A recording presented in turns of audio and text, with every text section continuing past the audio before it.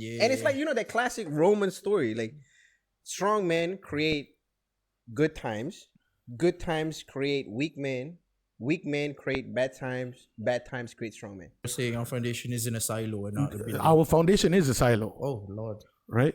That's what I'm saying. Because it's like the moment we knock we drop some reality checks, right? Yeah. And you watch the world crumble. Right? Yeah. People making songs because they want to make money, not because they want to vibe. And I think here's where it creates that silo, right? So basically, there's a hole in the middle. So welcome back to another episode of Tough Talk. We got Hero Boy, that's it. and I'm your boy LJ. And as per usual, we're unfiltered, unbiased, and uneducated. Motherfucking educated. Okay, my bad. Wrong thing. Right?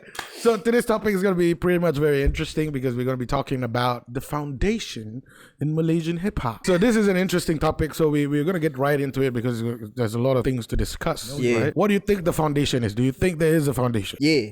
And then it crumbled like a few years ago. I think there's a foundation, but not the way we want it. Okay. So I think let's talk about the golden era, right? So the two Phats, the Maliks, the Joe Flizzows. Right? Anyway, so the golden era, right? So I think that foundation there, Warren G coming in and working with two Phat, the Ipoh boys, Ipoh Mali and stuff like that, Point Blank. What I mean is the foundation was being built. Yeah, Poetic Ammo. We had the beginning of K-Town Clan. Yeah. So the early on motherfuckers, right? Where hip hop was more about passion. Yeah, hip hop then was purely passion. I think I would say it was passion, right. It was business, it was building a foundation that we wanted to spread the hip-hop music from the Western world over to Malaysia to come up with our own variation of what hip-hop is, right? So I don't think it's solely passion only. There's a lot of effort that went into it. There's a lot of business acumen that went into it. It was a lot of shows and shit. Yeah, shows were crazy back then. Quite a huge. I think that one is more of kind of the generation sort of thing, right? Because you don't have as much social media. I still remember like stories from back then. Man, stories were wild from how they used the MC, dude. Right. So, anyways, basically, I'm looking at it in a perspective where that was the foundation that was being built. Where do you think along the lines that foundation was the building of that foundation stopped? Where do you think along the line? Do you think I felt like the foundation was solid, and it's like foundation is always like a house, right? And what?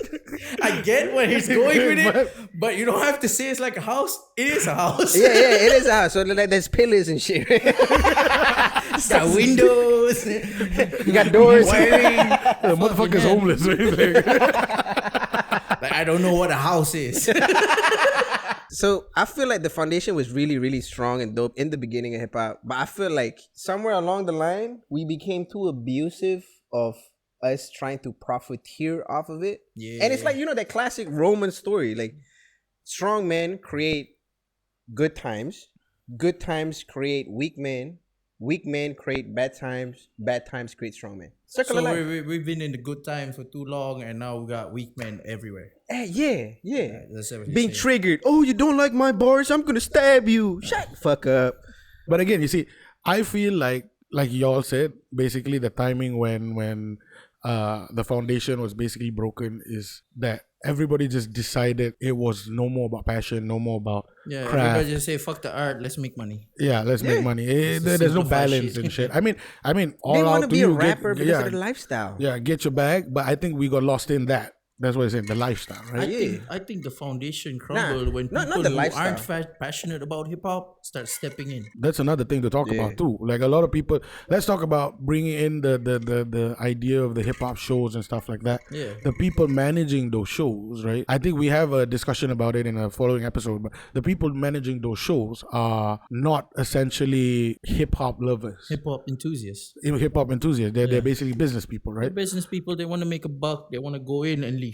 You know what the sad thing is, that the OGs or the people in the golden era, right? Some of them has done really well into help growing the new hip hop scene, has gone into music, has contributed a massive amount knowledge transfer, things like that to the younger generations. But there are some of them who still live off the hype of being the OG, right? Oh yeah. I was the shit back in the day. Yeah, bro. But it's today. I've been doing this since 05. And it's old, though.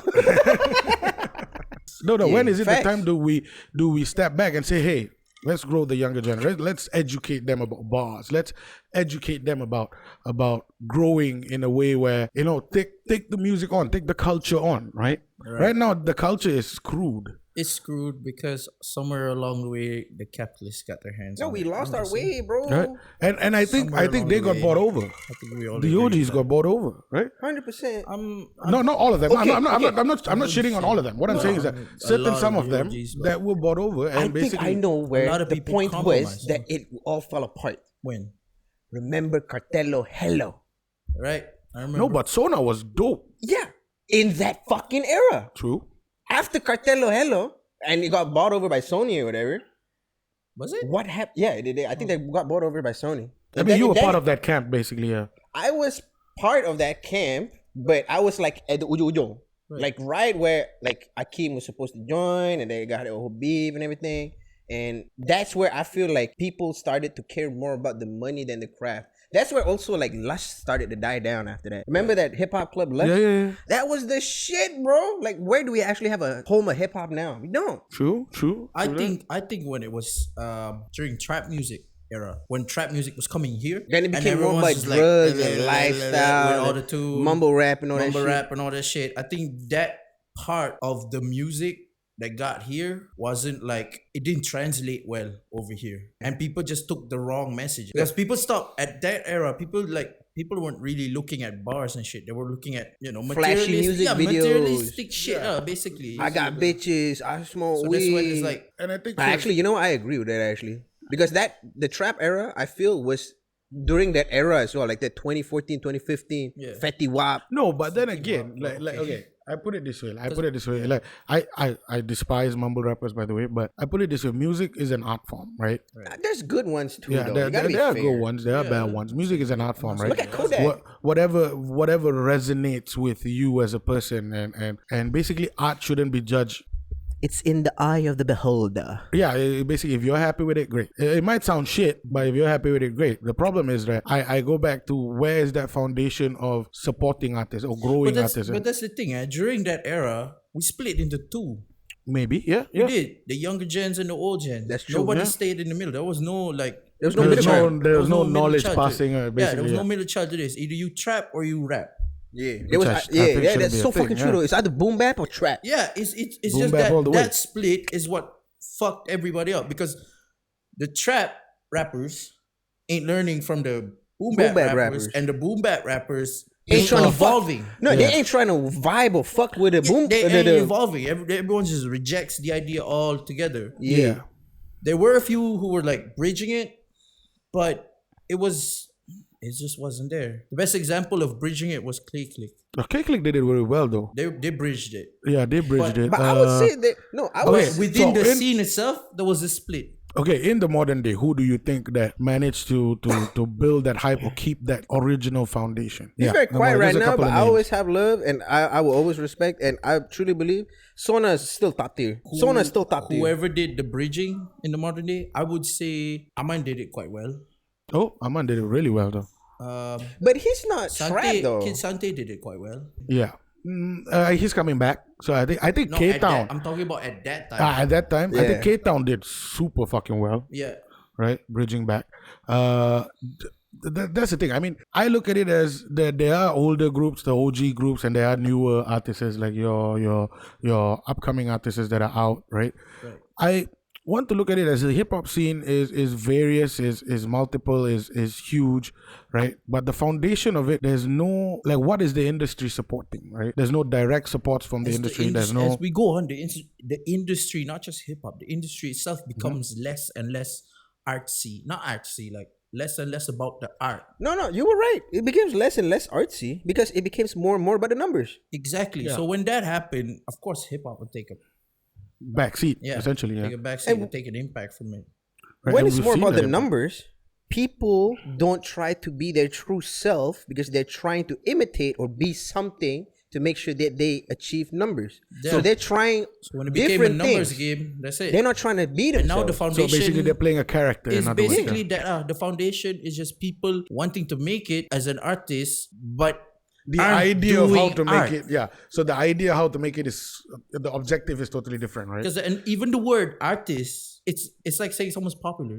You know, Yeah. aku jumpa artis doh hari tu. Yeah. It's like saying the word celebrity. Right? Yeah. People So making songs because they want to make money, not because they want to vibe. And I think here's where it creates that silo, right? So basically, there's a hole in the middle, right? The foundation is built, right, in the circle, and the silo there's a hole in the middle, right? The character is built, but then there's no content. Yeah. It's empty, right? So when I punch into it or I put a fucking tractor through it, it just crumbles and falls, right? You don't need to do fall much. apart, yeah. You don't need a fucking dynamite to blow a building up, right? So the foundation, no, but a silo is just you just knock it down, right? Yeah. A building you use dynamite. So basically, it's a lot more difficult to break. Basically, the foundation is a lot So stronger. you're saying our foundation is in a silo and not a building. Our foundation is a silo, Oh Lord. right? That's what I'm saying. Because it's like the moment we knock we drop some reality checks, right? Yeah. And you watch the world crumble. Yeah. It's It's so just like true, opening though. up. The reality check is just you opening the silo and, it's And like just shit everything falling is- out, right? Yeah. So that's what I'm saying. Like it's so unstable that honestly, I think there's gonna be like a whole reset coming. This is more of like conspiracy The talk, Great Purge. yeah, Great so- reset. 100% because motherfuckers won't be able to sustain themselves because they're not making they're already money. not, right? And I put it this way: in the first episode, we spoke about that 86 kilos sort of shit, right? Allegedly, right? and we spoke about this. If that artist is a great B artist, he's not Allegedly. getting paid big enough money Right. that he has to resort to something else. Buy a different silo. Legitimately, I fucking coughed on my white shirt, bro. What the He fuck? Buy a literally different built a different silo. silo, right? Buy a different silo. So and here's the thing: 86 where kilos shit worth of connects, right? silos.